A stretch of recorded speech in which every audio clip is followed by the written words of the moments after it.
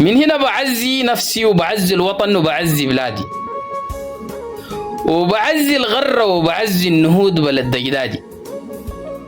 نويح فرقاك خلاني نجد جديد مو عادي، حتى القمر يحس ينوح بعزي الوادي. فرقتك العبوس، فرقتك العبوس وخانتك وسيعة ما بتنسد، كبيرة خلاص يا سيلك دافر مدى. يا الدود الأصم جمايلك ما بتنعدى، نباكها بعيد عم الدول واصل جدة. ومهما قلت نكتب عليك نرسيك، لقيت حروفي بسيطة ما بتوفيك.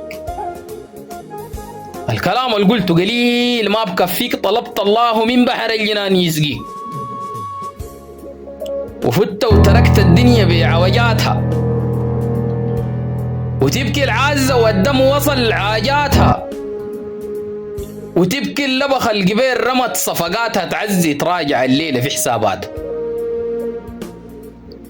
ومهما نقول نكتب عليك نرسيك، تنزل دم والعيون تبكيك، وكل الدنيا تبكي فاقد الكيك. كم مرادي من الموت غسمني فديك.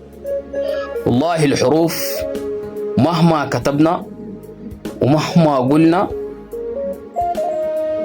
بسيطة، بسيطة جدا.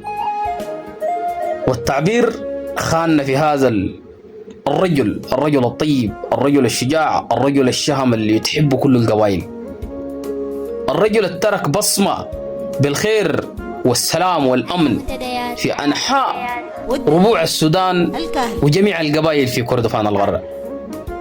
لك الرحمة والمغفرة، وربنا يلزم زويك الصبر. تقبلوا تعازينا الحارة من كافة ربوع الوطن الحبيب والطيور المهاجرة.